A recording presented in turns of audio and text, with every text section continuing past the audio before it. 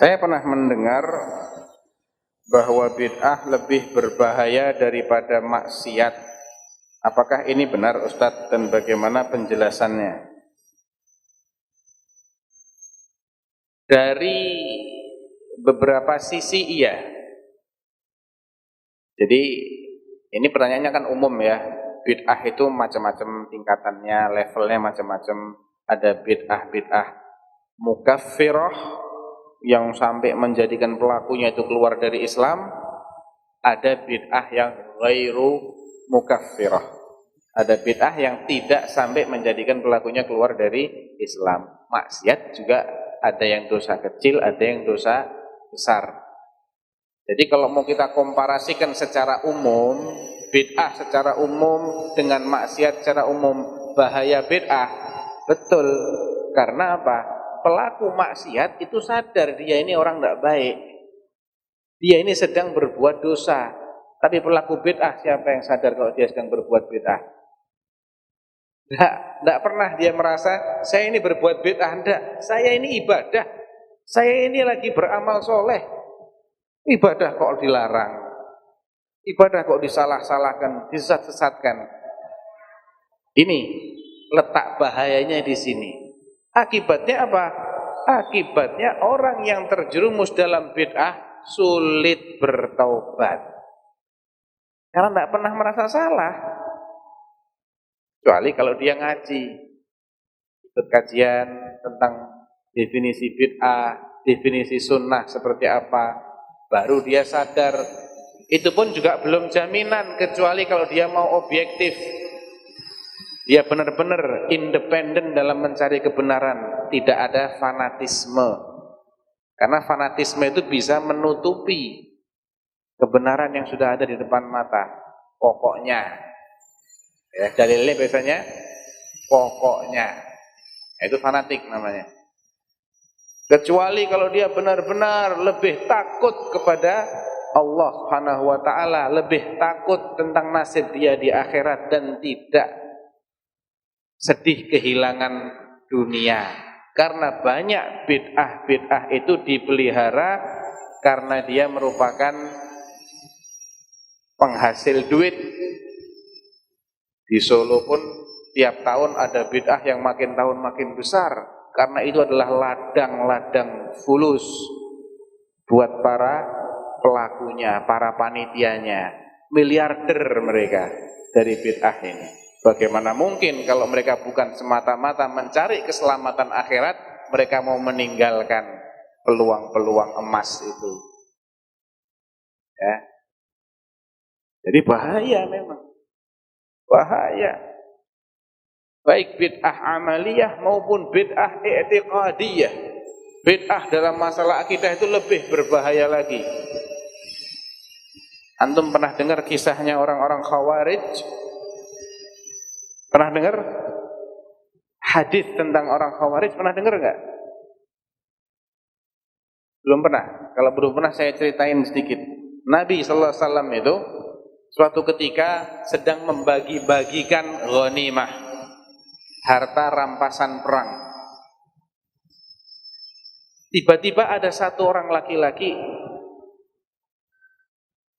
yang dijuluki Dzul Khuwaisirah. Dia nyeletuk begini, "Ya Muhammad i'dil fa innaka lam ta'dil." Muhammad, yang adil kalau bagi-bagi ya. Kamu barusan enggak adil nih bagi-baginya. Kurang ajar enggak? Manggilnya langsung nama. Dan nyuruh Rasulullah untuk berlaku adil dan menuduh beliau tidak adil.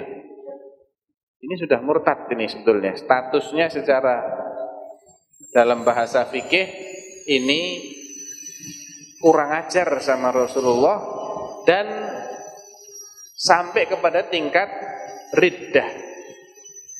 Langsung ada sahabat yang usul, Umar bin Khattab kalau enggak salah, "Ya Rasulullah, i'dzan li an adriba 'unuqah."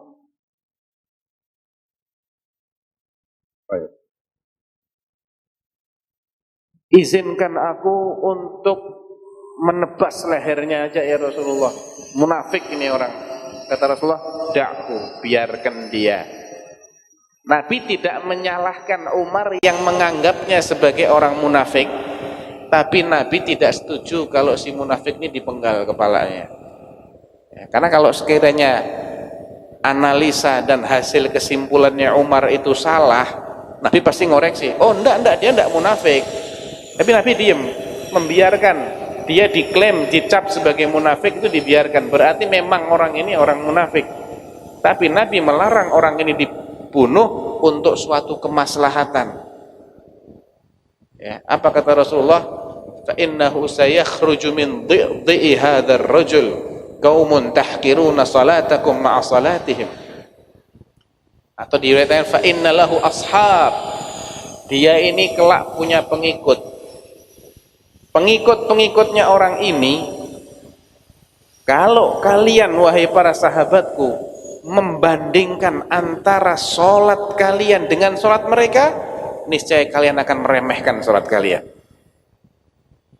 Kalau kalian mau bandingkan rajinnya mereka membaca Quran dengan rajinnya kalian baca Quran, kalian akan remehkan bacaan kalian.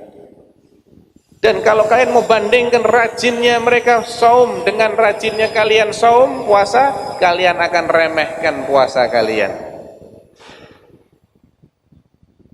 Yaqra'unal Qur'an, mereka memang rajin baca Quran. La yujawizu taraqiyahum, wa fi riwayah hanajirahum. Mereka memang rajin baca Quran, tapi tidak melampaui taraqi, jamak dari turquwah, tulang apa namanya? Ayo, dokter. Selangka. Betul. Ini dokter yang tidak tahu ini. Udah lama. Apa ini tulang yang sini ini? Iya wes pokoknya itu. Pokoknya tidak melampaui tulang yang partikular, selangka. Atau tidak melampaui tenggorokan mereka, alias tidak difahami, tidak dicerna maksud dari ayat-ayat yang dia baca, sehingga otomatis tidak mungkin mereka bisa ngamalkan Al-Quran. Cuman baca ahli na'am. Yamruquna minad din, kata Rasulullah, mereka ini keluar daripada din, kama yamruqus sahmu minar ramiyah, sebagaimana anak panah melesat dari busurnya, atau sebagaimana anak panah menembus sasarannya, des keluar lagi dia. Itu Khawarij. Dan mereka itu yang membunuh Ali bin Abi Thalib radhiyallahu anhu dan bertaqarrub kepada Allah dengan membunuh Ali bin Abi Thalib. Pembunuhnya itu namanya Abdurrahman Ibn Muljam Al-Khariji. Abdurrahman bin Muljam ini awalnya guru ngaji, memang ngajarin orang baca Quran. Zahirnya orang soleh, terkena bid'ah dari sisi pemikiran, bid'ahnya Khawarij. Dia mendekatkan dirinya kepada Allah dengan membunuh sahabat paling mulia yang hidup saat itu, Ali bin Abi Thalib, menantu Rasulullah SAW, satu dari sekian puluh, dari 10 sahabat yang dijamin masuk jannah. Orang yang sudah dikenal perjuangannya, ilmunya, ketakwaannya, kezuhudannya, dibunuh dalam rangka ibadah. Kapan orang kayak gini mau tobat? Itu bahaya bid'ah. Bahkan ketika orang ini ditangkap dan dihukum karena dia membunuh kepala negara, dan kepala negara ini sahabat Nabi, alim, dia nggak dibunuh dengan cara yang biasa, harus dibunuh dengan cara yang luar biasa buat jadi pelajaran. Potong dulu tangannya, tetap dia bertasbih, hebat ya. Potong tangannya tasbih, potong kakinya tetap zikrullah.